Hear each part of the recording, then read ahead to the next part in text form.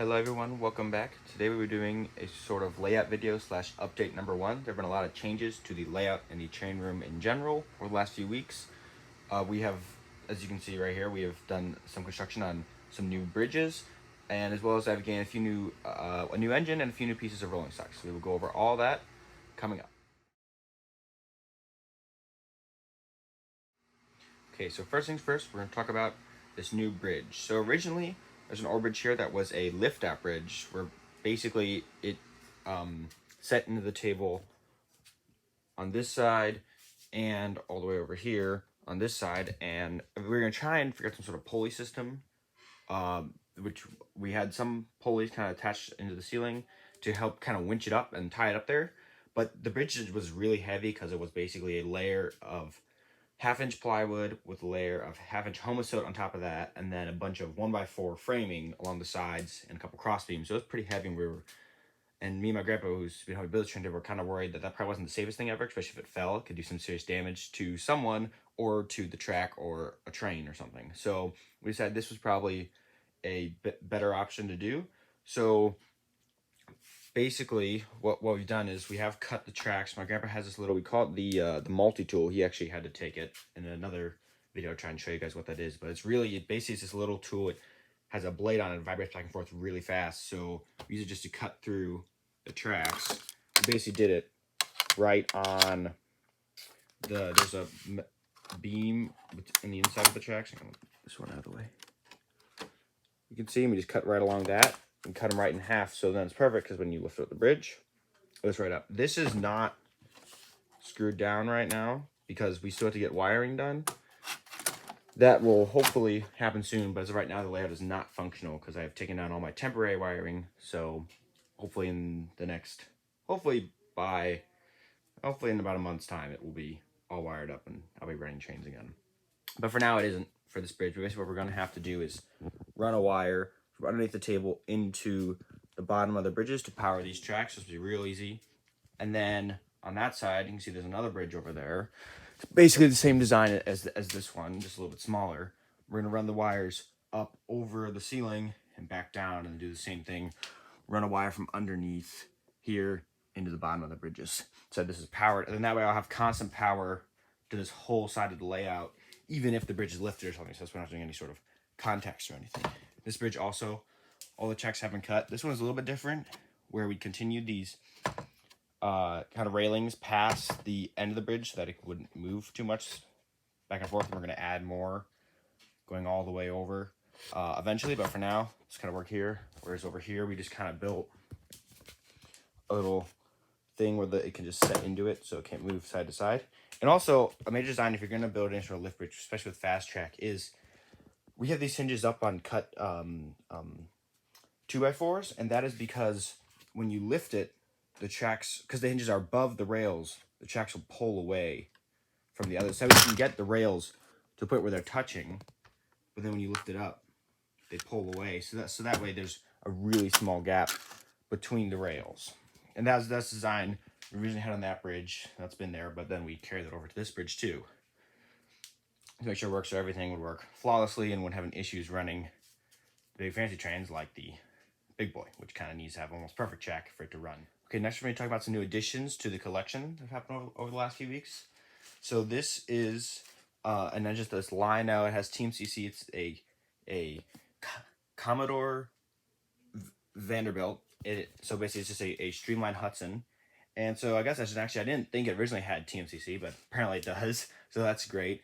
It doesn't run the best right now. I think I need to do some cleaning to it, maybe some oil, get some oil in the wheels, get it running real well. And it also, you see the boxers down here, but it comes with a separate pallet truck, which is a scale pallet truck that you can put on the front. You can see different size wheels, so if you want to run it more scale, and it has a electrocoupler you could add to the back in place of the normal coupler. And I think that this engine was definitely from a period of Lino where a lot of people still had the maybe 031 or whatever 036 Kers, and they couldn't run these big scale size engines, but they also had people who wanted these big scale size engines. This engine was kind of an engine made for everyone, so that way if you want to use command control and all that stuff and TMCC do full scale, you could have this engine do that. So it's kind of a really great engine to have. And for me, it's really great to run with my New York Central passenger cars, which currently have the 1950 773 Hudson pulling.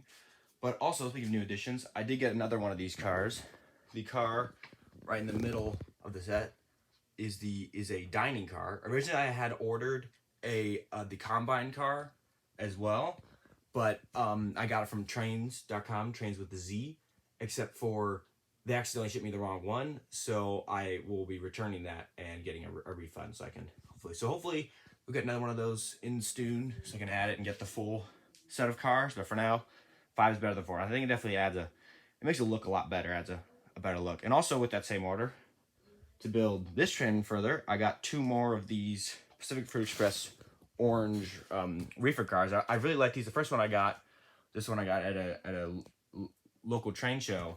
And then, so when I saw these on trains, like, oh, I need to get these. So I've got 2 more of these. Eventually I want to have a bunch of them, but for now this is good. I would like to get some like the Vision Line ones with the sounds, but currently that is way out of my budget. So for now, these 3 will work. If I see more of them pop up that are, you know, different road numbers and stuff, then I will definitely be trying to add those to this train. Okay, so now I just kind of want to do a complete overview of the whole train room with, you know, all these updates. And at the end of it, I want to talk about some of my plans for the future regarding the layout, the train room, and as well as the engines I would like to be adding to my collection in the coming months or even years. So this is, you walk into the train room right here. So the door right here. Walk into the right. This is kind of my workbench. It's a little messy right now. I tried to start cleaning up. We've got 8-foot shelves here, and this is basically just a bunch of 1x4s, and then we use a nail gun and nail them all together. And we also put a 1/4-inch backing on the back of it, you know, just to make it real sturdy. And then I just have that sitting right above my workbench, so I can store a bunch of my engines up here. So we walk in, and then this is the whole table goes back to there, and then around that corner back there. So in here, this is the new bridge. So you eventually will be able to lift this up, walk straight through there into the middle where the kind of control center is. Yeah, the layout's a huge mess right now, and it's very much still under construction. The tracks come right here. So actually, before we do this, I should probably say the outside track has a minimum curve of 0.72, which is why I run my big boy out here, and the inside track has a minimum curve of 0.60. So basically, the outside is 0.72 the whole way around. Inside is 0.60, except for the curve right here, where this is actually, the tracks are out right now, but this track would be 0.72, which is why I have those 2 little, I think they're 1.75-inch straights in there to make it work, and there's normally a 5-inch straight here. But I don't really need anymore because now this is here. But, and then I also, wait, the bridge used to be there. I also, eventually I want to buy some 0.84 curves to replace 0.72 to make it a little bit smoother, and that will have a couple extra 1.75-inch straights in case I need them. So then the tracks continue around back here and disappear into the mountain. This side of the mountain is, basically what I've done is from Train World and trains.com, trains with a Z, ship a lot of their engines wrapped in this brown paper. So I was like, you know, let's put it to use. So I made a cardboard frame on the mountain, kind of see inside, basically lattice cardboard structure, popped it up with pieces of wood or whatever, and then I put this paper on top of it. And what my plan is to take this paper and then take either newspapers, even more of this paper because I got a ton of it, and make it basically do paper mache, put it in a mixture of glue and water, just Elmer's white glue or whatever. I've got a bunch of that stuff. Lay it on top of this, kind of where all the ground would be, and then if I want to take another layer of this brown stuff, just where the kind of rock face would be, because this kind of does look a little bit rocky, so it'd be good. So like over here is probably rock face. I could put more brown on top of the wet paper mache just where the rocks will be. So eventually I could come through and paint those or just put more rocks on top of them. Eventually the plan over here is, you can see by the white ground, this was from actually when this was the old table just down here. Originally, this layout did not have anything over there. It was just the lower level on this table that came over here. And I had a couple loops. Eventually I'll show some old videos of that. I might put one in this video so you can kind of see it.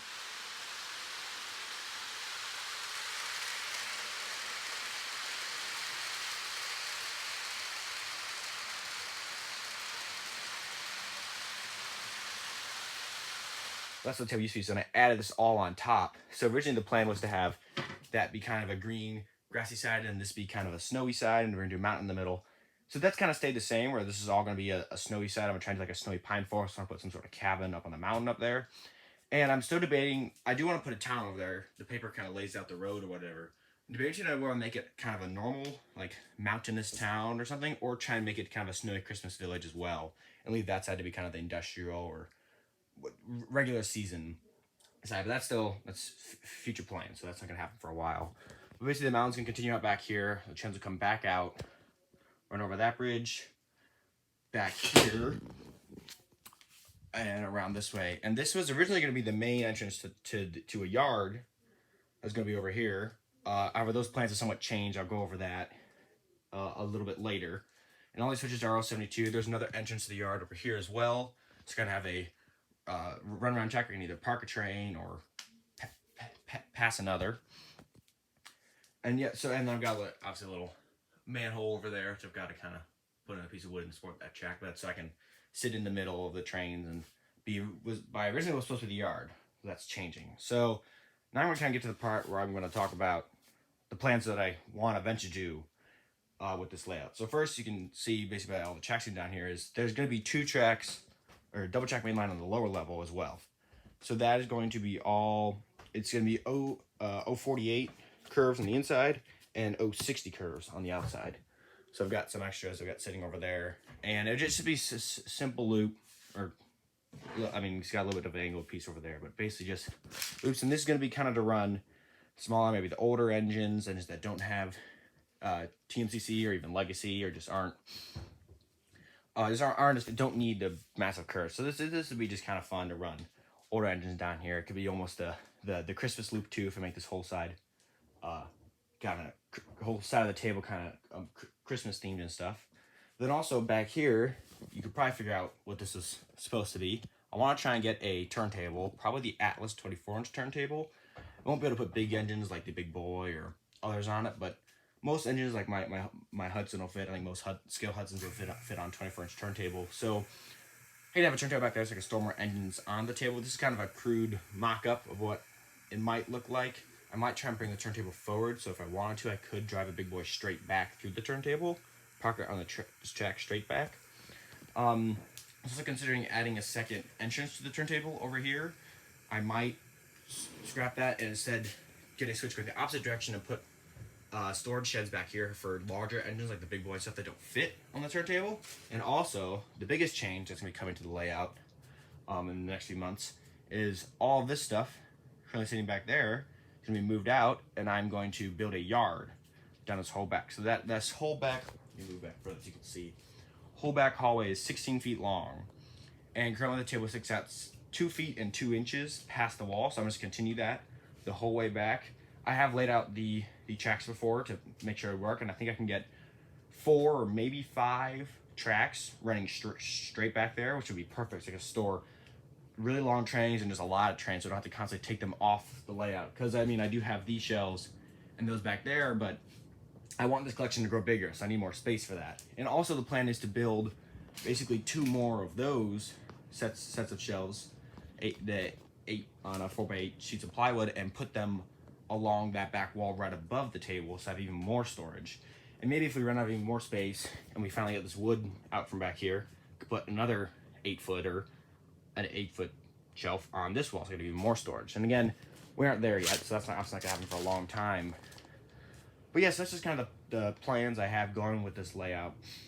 Still a lot of work to be done. I have a lot of things to do, a lot of track to buy, there's a lot of scenery to buy, all that stuff, a lot of things to build.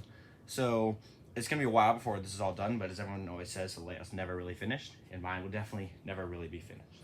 Okay, come over here to the workbench, where now I've talked about plans I have for the train table in the future. I'm going to talk about plans I have for the engines I'll be having on the train table in the future. So I recently was able to get the last 4 Lionel catalogs. I already had this one, but I got these 3 because I just kind of want to have them. I think they're cool.